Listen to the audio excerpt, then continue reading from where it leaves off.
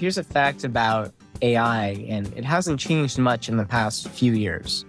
Somewhere between 80 to 90% of AI projects in the real world fail to deliver on business results, fail to deliver an ROI. Wow. There's maybe one other profession that's that bad, and that's the weather people. Weather predicting. Where you can afford to, I don't know, especially here in the Midwest. Yes. You can still be wrong and have a job. Yes. So, data scientists are right there with them.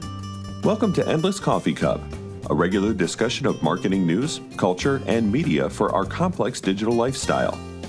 Join Matt Bailey as he engages in conversation to find insights beyond the latest headlines and deeper understanding for those involved in marketing.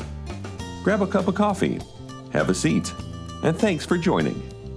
Well, hello and welcome to another edition of the Endless Coffee Cup podcast. As always, I'm your host, Matt Bailey, and looking forward to another great conversation. So I hope you have a nice hot cup of coffee or a beverage of your choice and ready to settle in and learn today about AI. Unless you have been under a rock, AI has the headlines everywhere. There's so much going on. And just this past week, ChatGPT has exploded.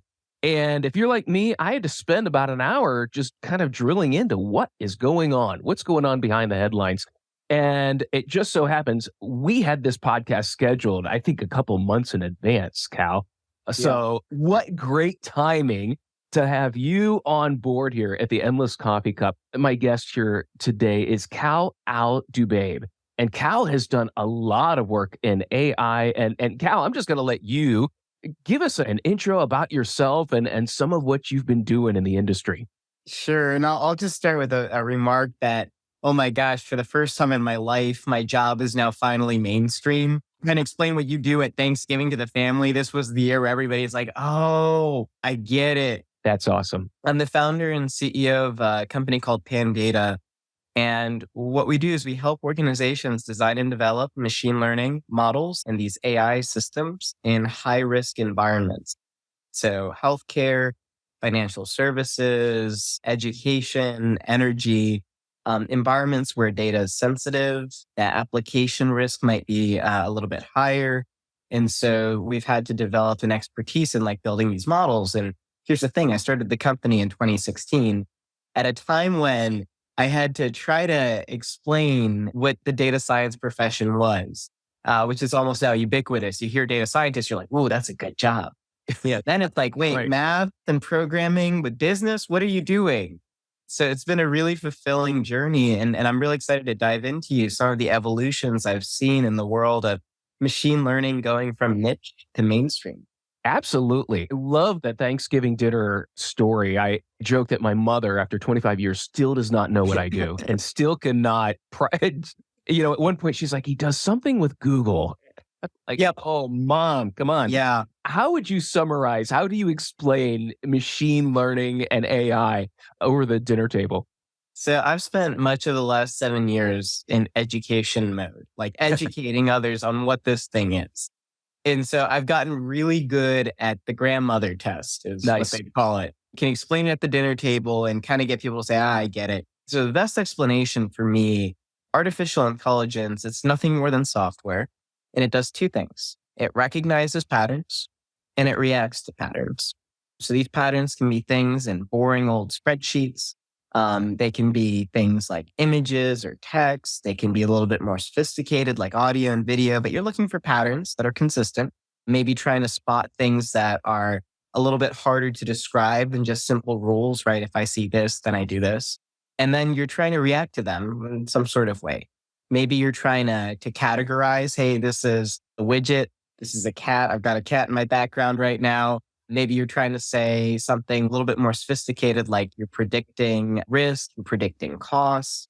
And some of the latest stuff, the highest complexity of how we react is pattern generation.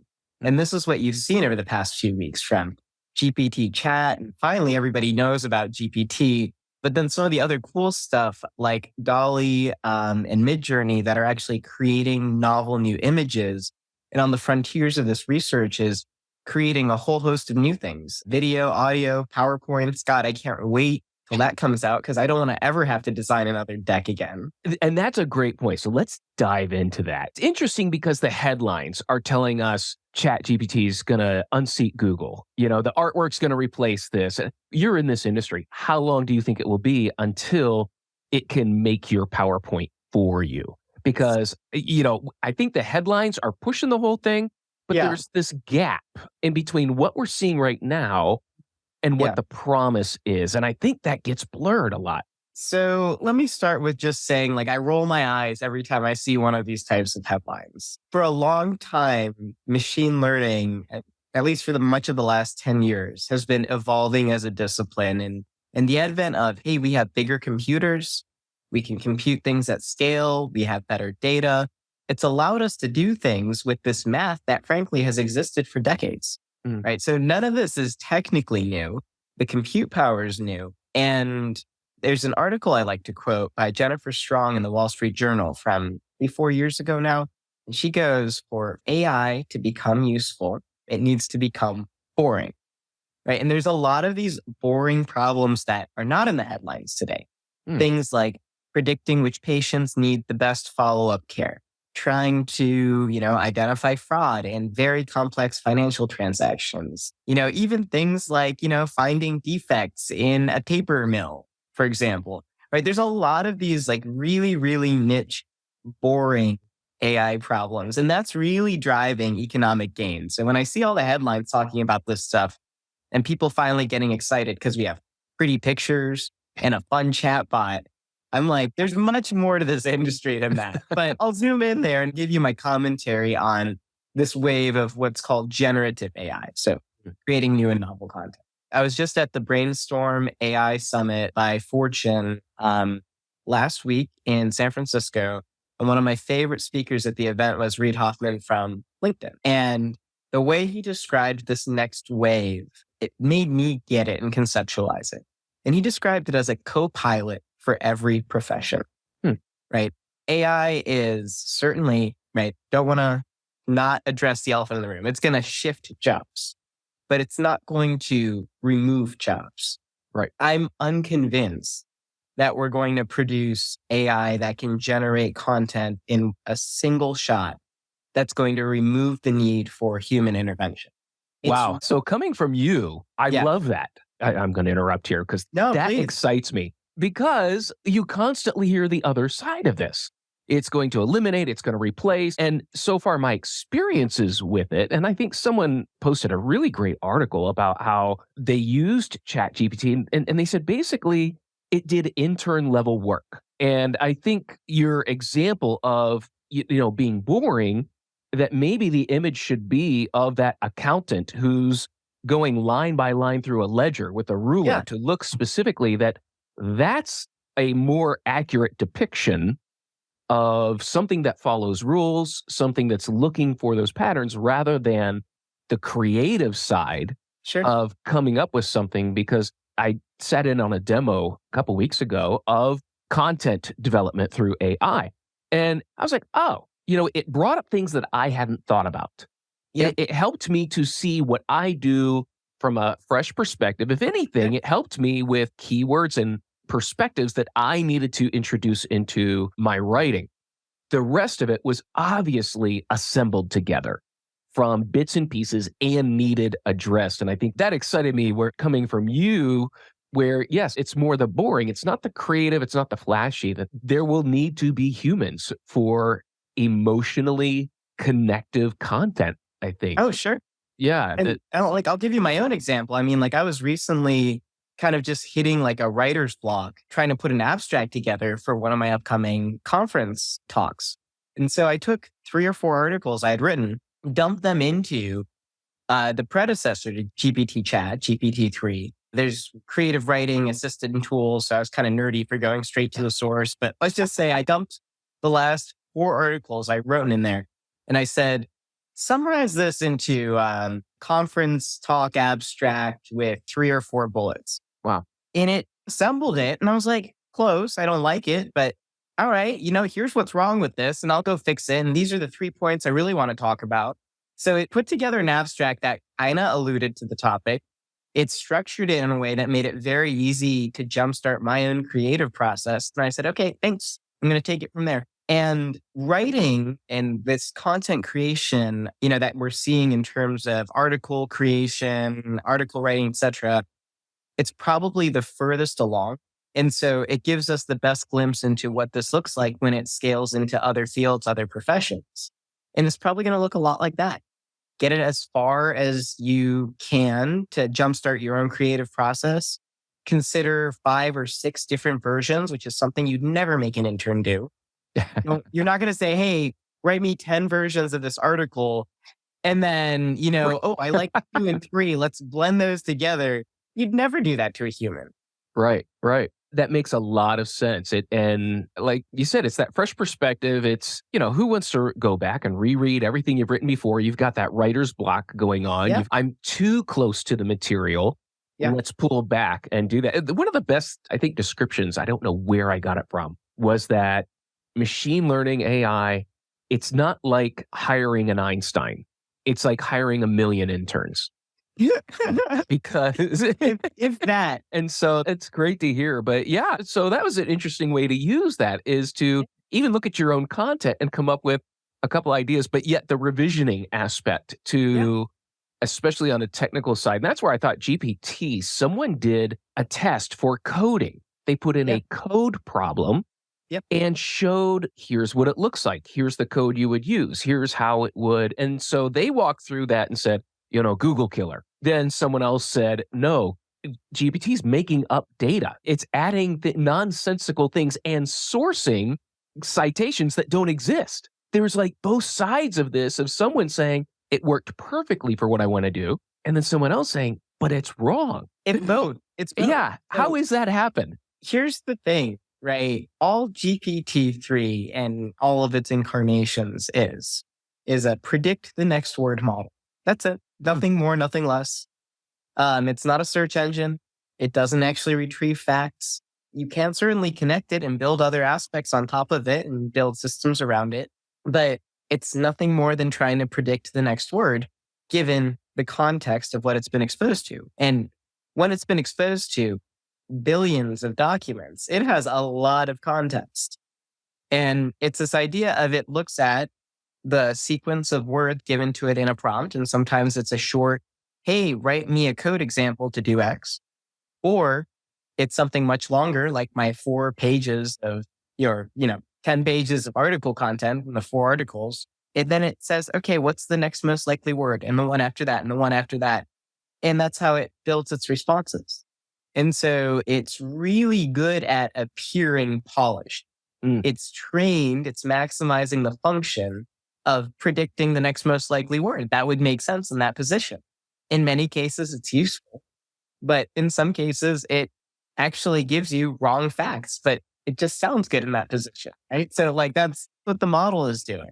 Wow, that is amazing. So, there's the generative AI, where I think last night even I watched a music video to, I think it was Black Sabbath's War Pigs, and with the AI generated images, and it was a great experience. Yeah, it was like the early days of MTV, we're putting a video to this, and even then the videos made no sense, but the images have a style to them, and so it really worked. But I like also how when you gave your background, here's high risk environments, and then going into the boring aspect, what has been the result of, I think you said that the generative is getting all the headlines.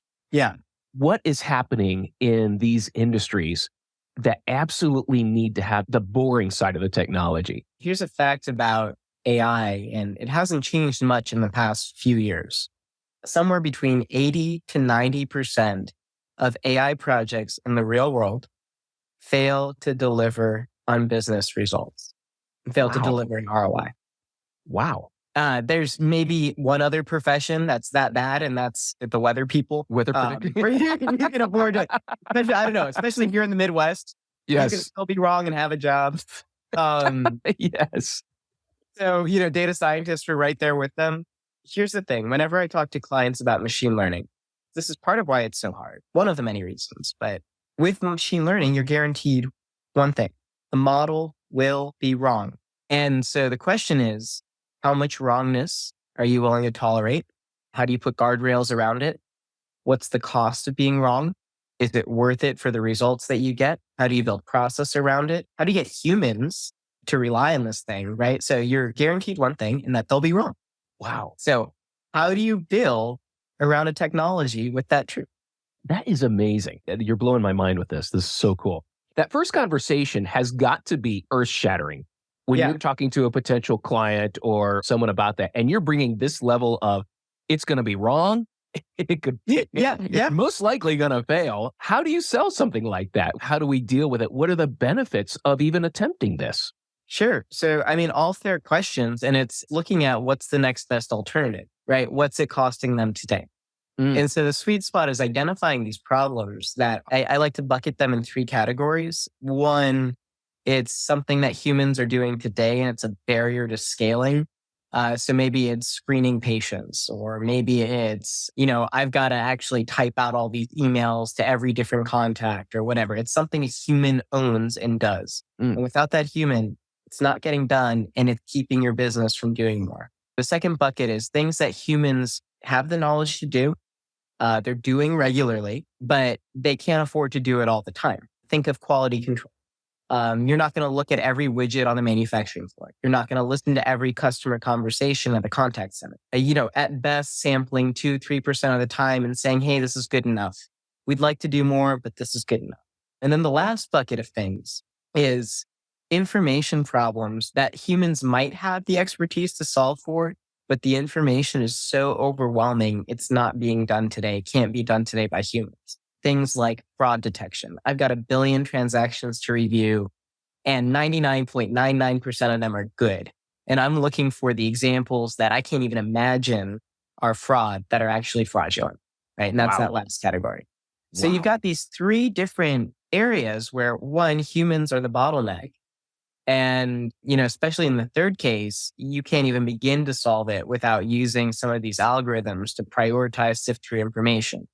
So the art is, the models will be wrong, but what's the cost of not doing it? And these are the types of problems in boring AI that actually become really valuable in spite of the constraints when it comes to machine learning. I love that, and Cal, this is what I love is you're really doing a great job of just simplifying these down into very relatable, understandable situations. Especially, like you said, you started in 2016. I think the hype was just starting. How hard is it to build a boring business amidst all the hype? It's funny, actually, our clients love it. And that's part of the reason why they stay with us. But I'll tell you, I was probably 2 years too early with Pandata. It's almost like by the time we figure it out, it's like, oh gosh, I wish I had started now. So it's been really interesting. I'll tell you, it's not easy being in the business of building AI systems when the building blocks, the tools at your disposal have been changing nearly every year. Wow. There's things we can do now we couldn't do last year. That was true of every year for the last 3 years. And we've got to stay ahead of it all and also find ways to make it back. Wow. That is amazing. And yeah, with computing power, I think it's Moore's law, where the computing and the costs and, constantly changing. This is such a crazy, crazy industry. Yeah. So give me an example of, you come up with a model, and then you work the model to try and find these variables. What are some examples of companies that have been able to develop something or come up with something that answers that problem? So one of my favorite examples recently, we actually worked with a health system to help them with breast cancer screening, right? An area that, you might not think about as being touched by AI. And they've got over 100,000 patients that would be eligible for their annual screenings. And as they approach the age of 50 to 55, this is when they need to start coming in every year. And we help them build a model to try to predict simply, hey, if we do nothing else, based on the patterns that we've seen in their medical records and their charts, at what age are they most likely to come in on their own for the first time without any intervention? And so we're trying to help them identify, hey, this person's in their 50s, early 50s, and we don't even think they'll come in until they're 70 or 65. And that that's not necessarily good, especially if the patient's a higher risk patient. Right. And so what we did is we narrowed this down from 100,000 patients to about 1,000 that fall in this category of they're approaching the age where they need to be seen, and we don't think that they're going to come in on their own. Hey, care coordinators, these are factors influencing one, why, and this is important, why the model thinks this. Maybe it's because they have 3 or 4 individuals in their household above the age of 80, their caregiver. Maybe it's because they're a single individual or any one of these social factors tied into it. So we're giving them a prediction and we're giving them an explanation of that prediction. And it empowers the care coordinator to then say, I know what I need to do to be able to reach this patient. I'm going to go do some digging. I'm going to find their phone number. I'm going to call them. I'm going to try to get on their radar. I'm going to use this to probe a little bit more intelligently. Maybe they need Uber credits to get here. Maybe they need some other kind of social support. So this is an example of a model that was really simple, predict the age at which they're going to come in. And we built some extra, explainability around it. And it's having a profound impact. Wow. I love that example because you're crunching the data that's there, but yet it's a human. And through this model, I love the why. It gives them the conversation to have, the conversation starter, the reasoning. It gives them the empathy points. Yeah. When they make that call. I love that example because it still relies on the human to make that final connection, but it informs them to have a better conversation and a more empathetic appeal to that. Oh, I love that example. Cal, that is amazing. There's certainly use cases where you have something that's totally automated. But in my experience, most of these like process and business automation improvements that involve AI, the most successful ones have it designed where humans are able to act on that and make better decisions. Explainability is huge, and by the way, most of our work is in healthcare. So this is why I use a lot of examples, but I had a conversation with a radiologist that was reacting in anger to a headline that was saying, AI is better than doctors. And she goes, we do 50 cases an hour and we have to flip through these things real quick. Yeah, humans are tired. They're exhausted. They make mistakes. However, a well-trained physician can notice nuances, but even better than that is a well-trained physician armed with AI that can say, hey, I see you had 50 cases today. I went ahead and I looked through this. And of course, the AI doesn't talk, but let's just, imagine this narrative. Right. And out of these 50 cases, I found these 3 had some anomalies. The anomalies were here, here, and here. And then these 5 cases, I really couldn't make heads or tails of it. You really need to go through this on your own. And then the rest of these, I'm fairly confident there's nothing worth review.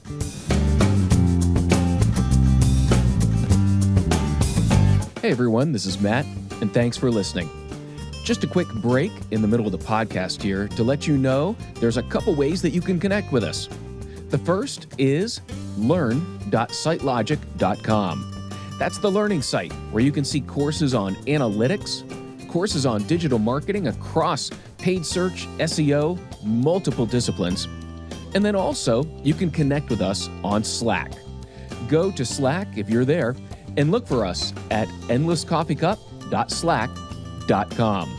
Connect with us. I'd love to hear from you. Hear what ails you in the realm of digital marketing. Are there courses you need, information that you'd like to hear, or maybe some past guests that you'd like to hear more from? Thanks again for being a listener of the Endless Coffee Cup, and I look forward to hearing from you. Right. Yeah. So then, okay, what this does is for that physician's workflow, they can go through the 3 that had the issues and verify, confirm, spend a little more time looking to see if there's anything else that was missed or not missed, come up with their notes. They go through the 5 that they know the model couldn't do anything with and say, okay, now I'm going to spend a lot of time here. I'm going to review these carefully. And then maybe process check the rest, right? Just make sure that everything is fine and go through those quickly. What you've done is you've optimized their time and their performance and their expertise. Wow. It's another level of triage that goes further than visual. This is why I love talking to people who are experts in their field. Like, this gives me so much more hope Cal, I'm a fan of sci-fi. Yeah. So I think sci-fi is the conscience of technology because what sci-fi asks is, okay, this technology is great. It's that quote from the original Jurassic Park. I think it's my favorite quote of all time. Jeff Goldblum says, your scientists were so preoccupied to find out if they could, they didn't stop to ask, should they do this?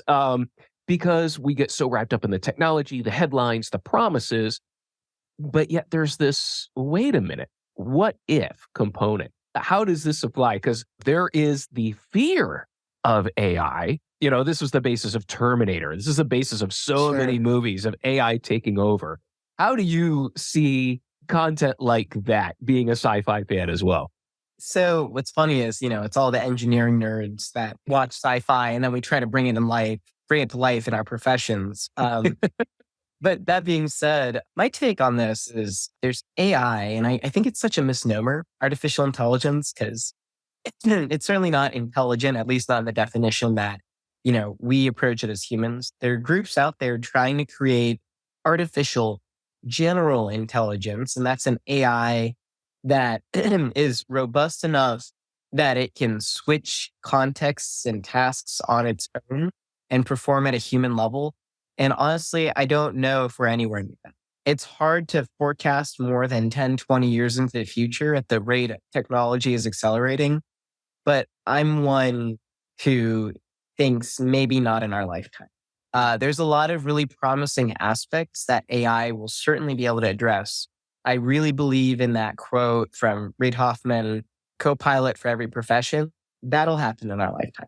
Here's the thing with these models is they're trained on a specific function. Your job is to maximize the accuracy on detecting scans. Your job is to create the most plausible next best word in this sentence, right? Think of the explanation of GPT.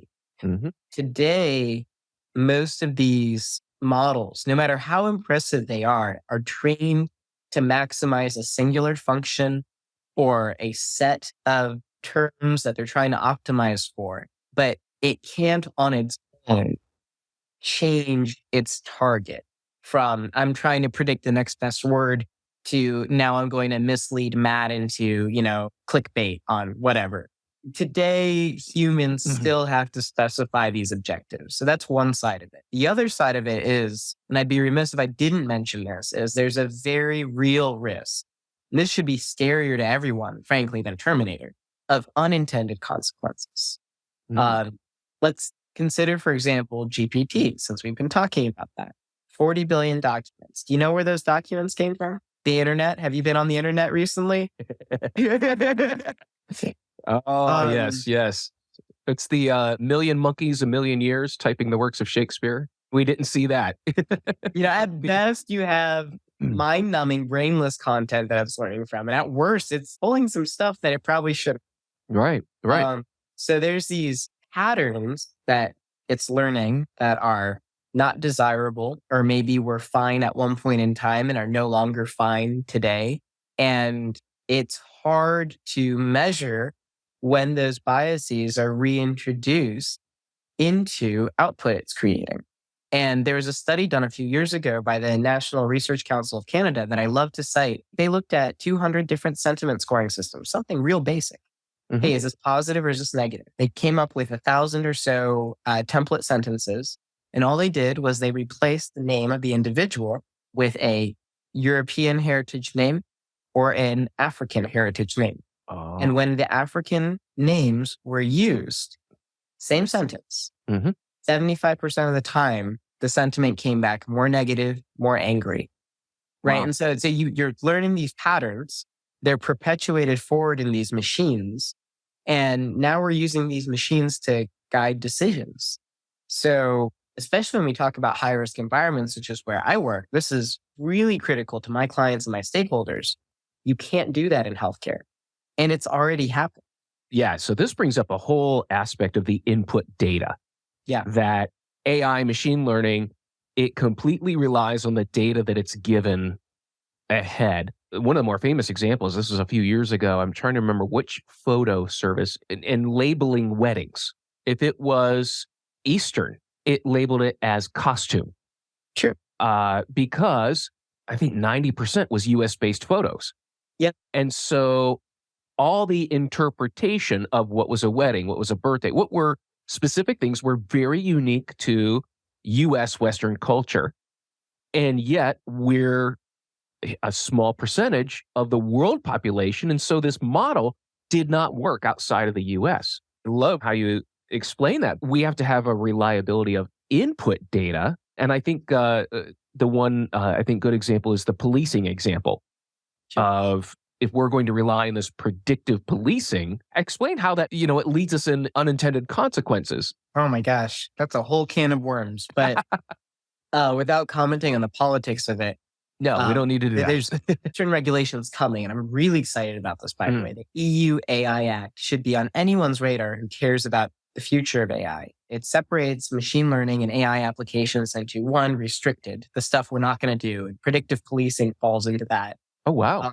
And then there's other stuff that's considered high risk, anything that has consequence on the human condition, financially, physically, mentally. So self-driving cars, algorithms used to prioritize care, facilitate employment decisions, loan applications, financial consequences, etc. So that's all high risk. Wow. But just to answer your question, predictive policing, why is that not good? What ends up happening is, let's say you start with some data that says, hey, you know what? You're more likely to have crime in this neighborhood. And so we're going to redistribute our forces to spend more time there. You're more likely to have proximity interactions then with minor offenses, stuff that happens all the time, maybe in a suburb that most people would look the other way. But because you have proximity and you have density, you have a lot more opportunity for there to be criminal activity being caught. And then what happens is that becomes a part of your data record. And so now you have more incidences in that location that say, oh, there's crime here. We need to send even more policing to this environment. And so you have this like reinforcement cycle that basically you're creating the data and the pattern by your intervention, if that makes sense. Oh, absolutely. Are there other areas where this predictive policing problem, like in business, do we have these kind of problems in business when it comes to learning? Oh, yeah. I mean, like employment decisions, loan applications, all the stuff that falls into the high risk territory. One of my favorite examples that I like to say, it's maybe not favorite, but best example to cite on this is a readmissions algorithm was used by a healthcare system. And readmissions is basically somebody went in for a procedure and they came back within 30 days. Not good. The government penalizes you and insurance will not cover it. Wow. So the hospital's now on the hook because presumably it's their fault. They didn't do a good enough job, right? There's a complication and this patient's not back. So it makes sense. Hospitals want to know when a patient's likely to have complication, give them extra care before they're discharged. Total sense. Perfect for AI. What ended up happening is an equally sick Black and white patient. The white patient would have a higher risk score. And so basically got put ahead in line, prioritized for care. Why did this happen? The data that was used to train this model, there's not a flag in your health record that says sicker. It's not really an easy thing to solve for. And so the assumption that was made is, let's look at cost. People that are costing us more are likely sicker. Fine assumption. Except when you realize that people from minority communities either had less access to care, so they cost less anyways, or culturally used the health system less frequently.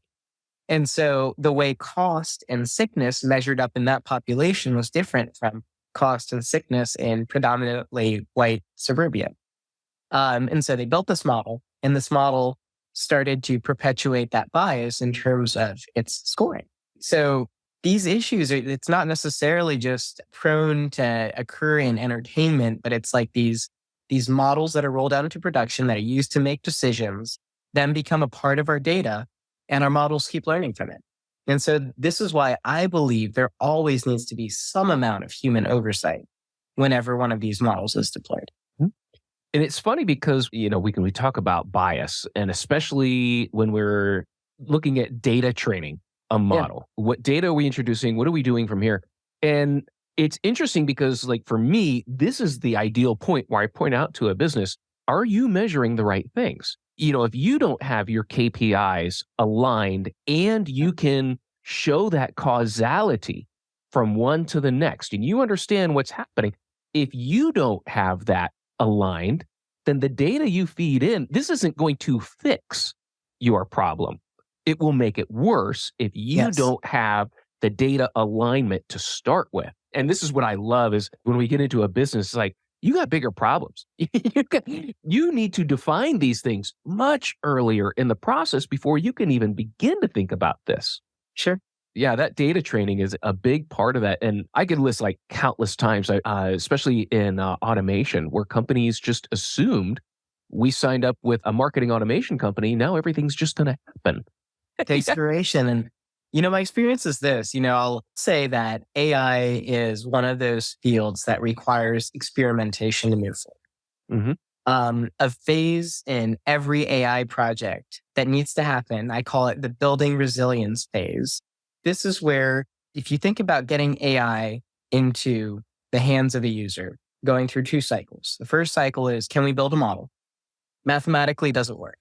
Step 1. Can we even predict this? And then step 2 is, hey, let's incorporate this into workflow. Let's turn this into an actual solution. When you move into that second cycle, right? And of course, you want to be thinking about that as you're building the model, but like actually getting it integrated into workflow requires experimentation. You're going to learn the very first time a user makes a decision off of this model that there were some assumptions you didn't get right. Maybe the data in the real world is different than what you trained on. Maybe the business assumptions have changed slightly, or the behavior you're trying to detect has shifted slightly. Okay, great. That's an opportunity to refine. Or maybe you learn, hey, you know what? The humans that are supposed to act on this don't trust it. We've got to put some extra training in place. We've got to add some explainability, etc. So there's this building resilience phase that I see every AI project go. And the reality is projects are, one, not killed soon enough, or they're killed too early as a result of going through this very natural process. And so what I try to coach everyone through when they're thinking about AI and getting into AI is it's got to be a portfolio mindset. If you put all your eggs into one AI project, you're prone to fail and say, oh gosh, that was not worth it. If you put your eggs into 3 to 5 and you take them all through the proof of concept prototyping stage, 3 of them are going to be solid and recoup the value of the rest. And your organization's going to learn how to deal with, and I'll go back to my very first definition, or one of the first things I said, these models will be wrong. And it requires a different way of thinking with how you incorporate it into business decisions. But if you get through that, that kind of puts you into the leaders category, the organizations that are actually using AI to drive their businesses and affect their bottom line. I love it. I love it because it just, in so many areas, it comes down to a company or an organization. I'm going to use the term loosely, being self-aware of what they do, their processes, their rules, their structures for this is how we do it. And this is how we will measure it. Those organizations, and I'm sure you've seen this, those are the ones that are prepared to go to the next level. Sure. Because they have those structures in place. They have those rules, and this is how we'll do it. And so it's much easier than to test something. It's easier to automate something when you've got those processes and that framework in place. Without a framework, without anything like that, you're doomed to start, or you're doomed from the very beginning of how that will happen. I love how this just gets right down to basic business practices. None of it is new. Yeah, the tech is shiny, but none of the rest of it is new. You're absolutely right. Wow. All right. Fun question before we start wrapping up here. Why do I have to pick out the taxis? Have not bots figured out which are pictures of bridges and which are pictures of taxis? Why do I have to do this? That's a great question. You're the best person to ask here. Oh my gosh. I taught a few courses over the years. And every time I showed, what do you call it? The CAPTCHAs. Yes. Did you know that this is training data? My students, their minds would be blown by this. They'd be like, oh my gosh, we've been feeding the beast. So No, I mean, there is no such thing as too much training data. Mm. And so if you've noticed, it shifted from very obvious images to, I don't know, in the past year or so, if you've noticed, they've been harder to solve for. It's worse quality. I feel like we're training surveillance data is what I feel like when I see it now. Let's hope it's used for good purposes. But what's happening is there's a lot of these niche problems that still are unsolved. Ambiguous pictures where something could be perceived as something else. And actually, there's two ways in which this data is used. One, what are the image sets that even humans struggle with consistently? If you notice, even if you're wrong sometimes, it'll let you through. They're trying to figure out where humans struggling, but then also in some of the edge cases where models haven't yet been able to master the pattern, try to get more examples from more people to handle these edge cases. Self-driving cars have no issues in sunny San Diego weather on, the coastal highway. Smooth sailing. Right. Bring it to Cleveland, Ohio in the middle of a snowstorm. Yeah, not so great, right? There's not a lot of images or data on that. And there's artifacts, right? Like fog, smoke, whatever, you name it, that kind of get in the way of an otherwise idealized image that's easier to handle. So these edge cases, we still don't have good databases on yet, and we won't for some time. So CAPTCHA's going to be around for a few years. Interesting. So it makes me feel like Google, they're in the AI business. They've been in the AI business for 20 years. Since day one almost. It was interesting about the self-driving car too. I read a great article that talked about a human knows that a bird that's on the road in front of them will leave. Yeah. Whereas a car still hasn't. How do they process this?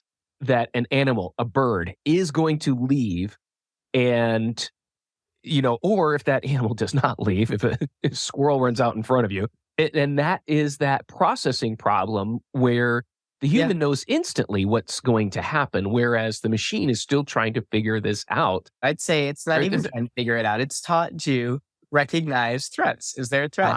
Okay. At any given point, it doesn't matter. There's no consequential reasoning. A big part of why we struggle with AI is we anthropomorphize. We give it reasoning abilities just like a human when it really doesn't have those.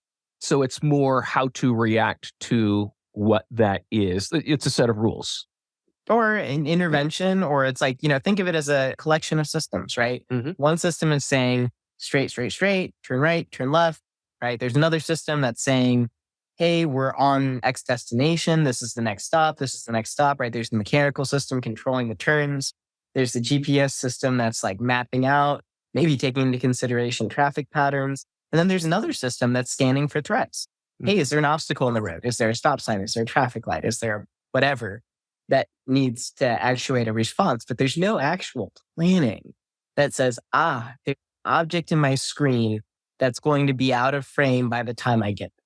So no central brain is kind of what you're saying. It's a lot of really clever systems that are working in harmony together. There's no prefrontal cortex. There's no entity there wondering, what they're going to eat at night and saying, oh, squirrel, got to stop. Don't want to kill it. Right. Like there's. Yeah. Okay. So now I'm just so curious now about this. All these systems are all doing one thing. Then isn't there, I don't know, something that gathers all that in order to make a decision? Or am I still anthropomizing? I know I am. It comes down to there's a system controlling the drive left, drive right. There's the mechanical part, right? And what's being fed to that at any given point in time is either signals that say, hey, slow down, speed up, go faster. And what makes those decisions is a function of what's coming out of the planning algorithms. Like, how do you map from point A to point B? Where are you right now? It's a function. It's really sophisticated stuff. I don't mean to minimize this. There's hundreds of systems that feed into this. But it's just a function of all of these different, very narrowly defined systems, scanning for threats, scanning for objects, scanning for impediments, reconciling where you're at versus where you're trying to go. It all funnels down into speed up, slow down, turn right, turn left. Well, it goes back to what you said. Each system has a very defined function. And that makes so much sense that we as humans, we give it a brain. We think of it like as we would think. And I guess that's the fear of the AI.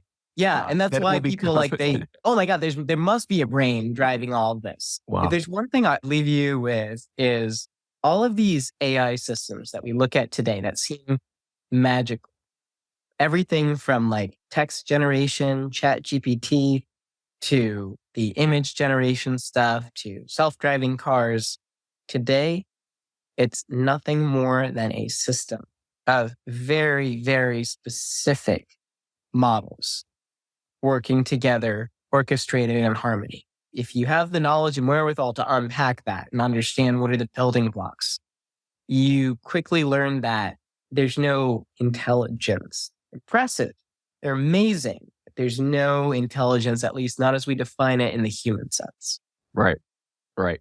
Cal, this has been an enlightening talk. I really appreciate your time today. This has been just a lot of fun just to Awesome. dig in and learn more about what you're doing and the real business applications. I think we miss it a lot because of the hype, and learning how it can really be applied has just been so enlightening today. So thank you so much. Oh, it's my pleasure. And you know what? I'm glad I finally have something to talk about at Thanksgiving. Absolutely. Absolutely. Hey, Cal, if people have questions or if they want to get in touch with you, what would be the best way for them to do that? I am very active on LinkedIn. Please connect with me there. I'd love to hear from you. All right. We'll put that link in the show notes. And wow, Cal, thanks again. And listener, I hope you had a great cup of coffee listening to this conversation. I know it's been enlightening for me. I hope it's been enlightening for you as well. And I look forward to our next cup of coffee on the Endless Coffee Cup. Thanks, Matt. Thanks, everyone. Thanks, Cal.